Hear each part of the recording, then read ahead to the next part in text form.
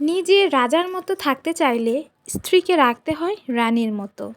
তাহলেই না নিজেকে রাজা বলে প্রমাণ করা যাবে। কিন্তু আমাদের দেশের অধিকাংশ পুরুষরাই মনে করে স্ত্রীর উপর অত্যাচার বা স্ত্রীকে যে কোনো মতামত চাপিয়ে দেওয়া এসব করলেই হয়তো রাজা হয়ে যায়। সো হ্যালো এভরিওয়ান, আসসালামু আলাইকুম, welcome back to my new another blog. ইদানিং আমি খুবই আলসামি করতেছি, রান্না করতে করতে অনেক লেট করে ফেলি, খাওয়া দাওয়াও লেট হয়, গোসল লেট হয়, সব কিছু লেট হয়ে যায়। তো আজকে চিন্তা করেছি যে আজকে সকাল সকাল সব কিছু শুরু করব। তো এখন মেবি 11টা কি 11:30 বাজে। তো আমি রান্নায় চলে গেছি। আর অন্যান্য দিন অনেক লেট করি, 12:30 1টার দিকেও রান্নাতে যাই। তো আজকে সকাল সকাল এই ফ্রিজ থেকে মুরগির স্কিন রেখেছিলাম, তো ওইটা একটা স্পেশাল ভাজি করব। ওইটা আমার অনেক বেশি পছন্দ। আর আমার হাজব্যান্ডের পছন্দ এই মিষ্টি কুমড়া, লাল মিষ্টি কুমড়ার একটা ভাজি বলেন, আমি এটা ঠিক জানি না, আমাদের জেলায় এটা এইভাবে করতো না। তো আমি এই বাসায় এসে এই রান্নাটা শিখেছি। আর এটা খেতে, বিশ্বাস করেন, আপনি একবার গরম ভাতের সাথে ট্রাই করে দেখেন, আপনি মাঝে মাঝে এটা করবেন। সম্পূর্ণ রেসিপিটাই আমি এখানে শেয়ার করব, তো পুরো ভিডিওটা দেখবেন, অবশ্যই রেসিপিটা পেয়ে যাবেন। তো এখানে আমি মিষ্টি কুমড়াটা কেটে নিয়েছি খুব ভালোভাবে। কেটে নেওয়ার পর এইভাবে কাটবেন, আর একটু ছোটো বড়ো হলেও সমস্যা নাই, কারণ এটা অন্যরকমভাবে রান্না করা হবে।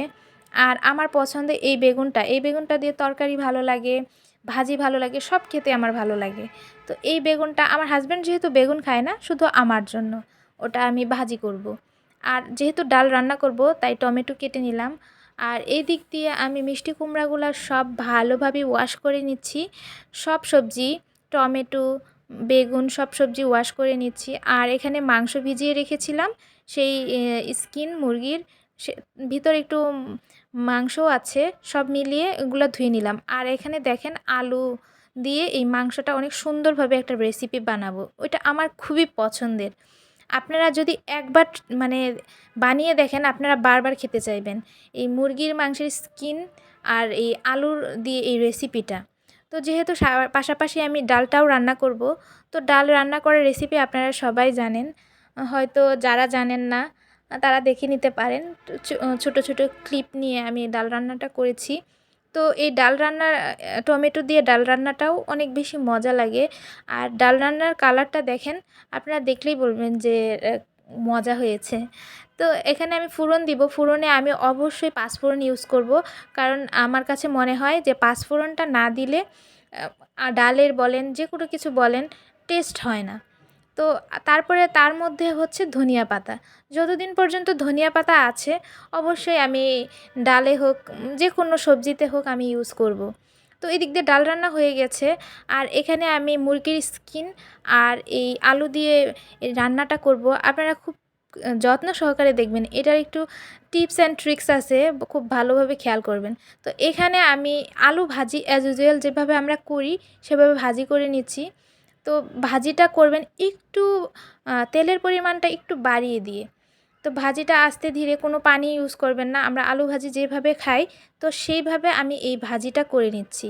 তো এই পর্যায়ে আমার ভাজিটা হয়ে গেছে, তো উঠিয়ে নিচ্ছি। তো উঠিয়ে নেওয়ার পর ওই কড়াইয়ে আমি মাংসটা রান্না করব, মুরগির স্কিন যেটা, ভিতরে কিছু মাংস আছে। আমরা যেভাবে মাংস রান্না করি, যেসব মশলা দিয়ে, সব মশলা দিয়ে, আমি যেহেতু বাটা মশলা ইউজ করছি, সব মশলা, গুঁড়া মশলা দিয়ে আমি মশলাটা বানিয়ে নিয়েছি। নেওয়ার পর বেশ কিছুক্ষণ কষিয়েও নিয়েছি। নেওয়ার পর এই পর্যায়ে আমি এখানে সেই মুরগির স্কিনগুলা দিয়ে দিয়েছি, মাংস দিয়ে দিয়েছি, দিয়ে পানি ইউজ করেছি। আর অবশ্যই আপনারা পানিটা গরম পানি ইউজ করবেন। আমার গরম পানি করা ছিল না, তাই আমি ঠান্ডা পানি ব্যবহার করেছি। আপনারা করবেন না।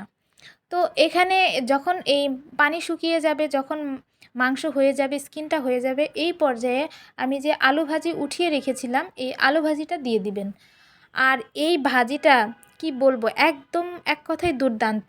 আপনারা একবার হলেও বাসায় ট্রাই করবেন। আর এই দিক দিয়ে আমি সেই মিষ্টি কুমড়ার রেসিপিটা করব, এটা আমি আগে পারতাম না, এই বাসায় এসে আমি শিখেছি।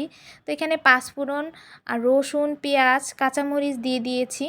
দিয়ে দেওয়ার পর বেশ কিছুক্ষণ ভেজে নেওয়ার পর এখানে আমি মিষ্টি কুমড়া দিয়ে দিয়েছি।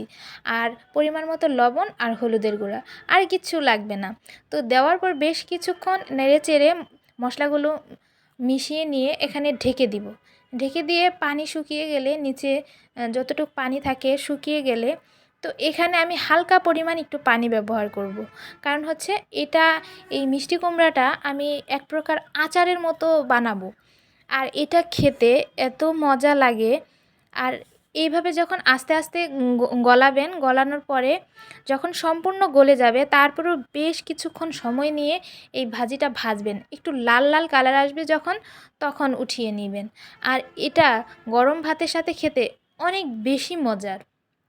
তো এদিকে আমি বেগুন কেটে নিয়েছিলাম। তো বেগুন ভাজি খাবো আমি। তো এই জন্য এই যে ভাজি করে নিলাম। তো এটা তো খুব ইজি, আপনারা সবাই পারেন। আর মাঝখান দিয়ে আমার রান্না করে দেখলাম যে বড়ই আছে, তো খাওয়ার সময় পাচ্ছি না। তো ভাবলাম যে রান্না করি আর খাই।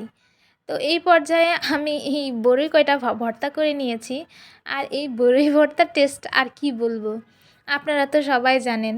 আর এই বড়ইয়ের টেস্টটা অনেক বেশি ভালো ছিল। এই বড়ই দিয়ে আমি আবার আচারও বানিয়েছি, সেটা এর আগের ভিডিওতে আমি দেখিয়েছি। তো এইভাবে বড়ইয়ের আচার খেলে বলেন কার মুখে না পানি চলে আসবে। তারপর সব কাজকর্ম গোছল করে আমি খাওয়াতে চলে এসেছি দুপুরে। তো এই তো ছিল, সব রান্না ছিল। আর ওই পাশে ছিল ওইটা বড়ইয়ের আচার। খাবারের আচার খেতে বেশ ভালোই লাগে। তো সব কাজকর্ম সেরে এই তো এখানে আমি এই যে মিষ্টি কুমড়াটা ট্রাই করছি। এটা তো অনেক বেশি মজার। আপনারা কিন্তু অবশ্যই আর কিছু বানান আর না বানান, এই মিষ্টি কুমড়ার রেসিপিটা বানাবেন।